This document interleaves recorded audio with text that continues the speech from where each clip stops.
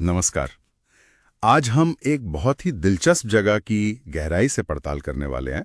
माणा गांव, उत्तराखंड के चमोली जिले में। हाँ बिल्कुल।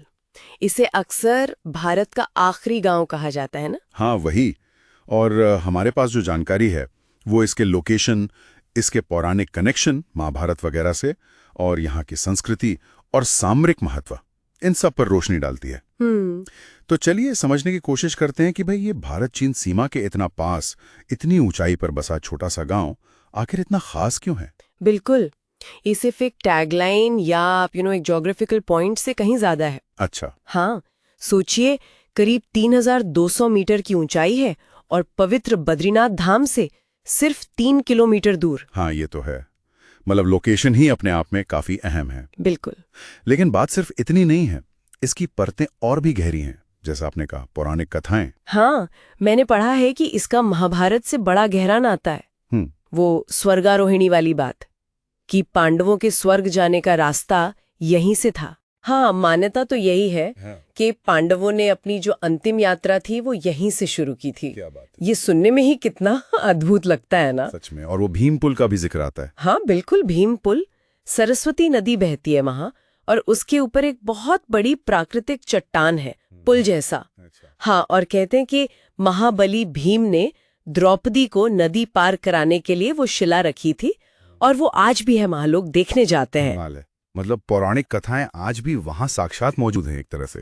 और वो व्यास गुफा और गणेश गुफा। हाँ वो भी वही है। व्यास गुफा के बारे में कहते हैं कि वेद व्यास जी ने यहीं बैठकर महाभारत महाकाव्य की रचना की थी। इतनी ऊंचाई पर। और गणेश जी ने लिखी थी। हाँ। मान्यता यही है, गणेश जी लेखक बने थे। शायद इसकी वजह वहां का एकांत रहा हो, वो आध्यात्मिक माहौल। हो सकता है। ऐसी महान रचना के लिए वैसी शांति चाहिए भी। बिल्कुल। और ये गुफाएं आज भी तीर्थयात्रियों और जो लोग इतिहास में रुचि रखते हैं उनके लिए बड़े आकर्षण का केंद्र है। ये तो हुई पौराणिक बातें, लेकिन वहां की अपनी एक जीती जागती संस्कृति भी तो है। वो भोटिया जनजाति के लोग। हाँ, मुख्य रूप से भोटिया समुदाय ही रहता है वहाँ। बहुत मेहनती और जिंदा दिल लोग हैं। और उनके वो ऊनी कपड़े और कालीन वगैरह। हाँ, बहुत मशहूर है। हाथ से बुने हुए ऊनी कपड़े, शॉल, कालीन और भी कई हस्तशिल्प बनाते हैं। और ऐतिहासिक रूप से देखें तो ये भारत और तिब्बत के बीच व्यापार में भी काफी अहम भूमिका निभाते थे पहले। अच्छा। और एक चीज और सुनी थी कि सर्दियों में गांव खाली हो जाता है, ये सच है? हाँ, ये बिल्कुल सही है।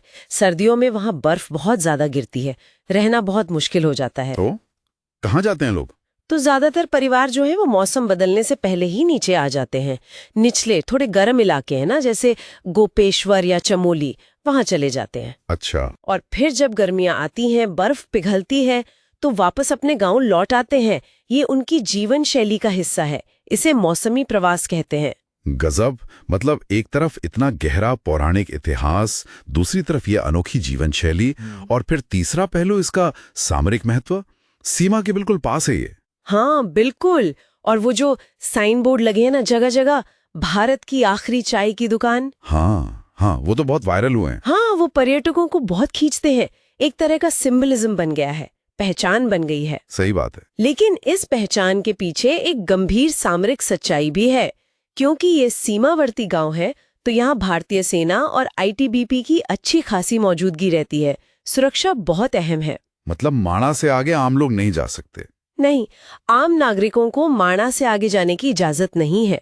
सिर्फ सेना के लोग या फिर जिन्हें विशेष अनुमति मिली हो वही जा सकते हैं। तो ये आखिरी गांव सिर्फ कहने की बात नहीं, एक तरह की हकीकत भी है वहाँ। बिल्कुल, जिसके साथ वहाँ के लोग जीते हैं। और कनेक्टिविटी का क्या हाल है? वो चारधाम सड़क परियोजना से कुछ फर्क पड़ा है? हाँ, निश्चित रूप से सड़कें बेहतर हुई हैं, तो अब वहाँ पहुँचना पहले से आसान हो गया है। जो तीर्थयात्री बद्रीनाथ आते हैं उनके लिए माणा जाना भी अब ज्यादा सुलभ हो गया है। लेकिन हाँ, इसके साथ वो संतुलन साधना भी जरूरी है कि पर्यटन तो बढ़े, लेकिन वहाँ का जो नाजुक पर्यावरण है, वहाँ की जो सांस्कृतिक पहचान है, वो भी बची रहे। सही कहा। तो कुल मिलाकर देखें तो माणा सिर्फ पहाड़ों में बसा एक गांव नहीं है। ये तो इतिहास, मिथक, संस्कृति और आज की जो भू राजनीतिक सच्चाई है, उन सब का एक संगम लगता है। बिल्कुल सही कहा आपने। ये दिखाता है कि कैसे हमारे दूर दराज के सीमांत इलाके भी अपने अंदर कितने गहरे सांस्कृतिक, ऐतिहासिक और हाँ सामरिक अर्थ समेटे हो सकते हैं। ये जगह आस्था, परंपरा और राष्ट्रीय सुरक्षा, इन सब का एक अनूठा प्रतीक बन गई है। और यहां से आगे सोचने के लिए एक बात मेरे दिमाग में आ रही है, किसी ऐसी जगह पर रहना जिसे भौगोलिक और प्रतीकात्मक दोनों ही तरह से आखिरी माना जाता हो, ये वहां के लोगों की अपनी पहचान को, दुनिया देखने के उनके नजरिए को कैसे घड़ता होगा। हाँ, ये सोचने वाली बात है। मतलब ये जो मशहूर कहानियां हैं या जो टूरिस्ट स्पॉट हैं, इनसे परे वहां की रोजमर्रा की जिंदगी की और कौन सी कहानियां होंगी जो अक्सर अनसुनी रह जाती हैं, ये जानना भी दिलचस्प होगा।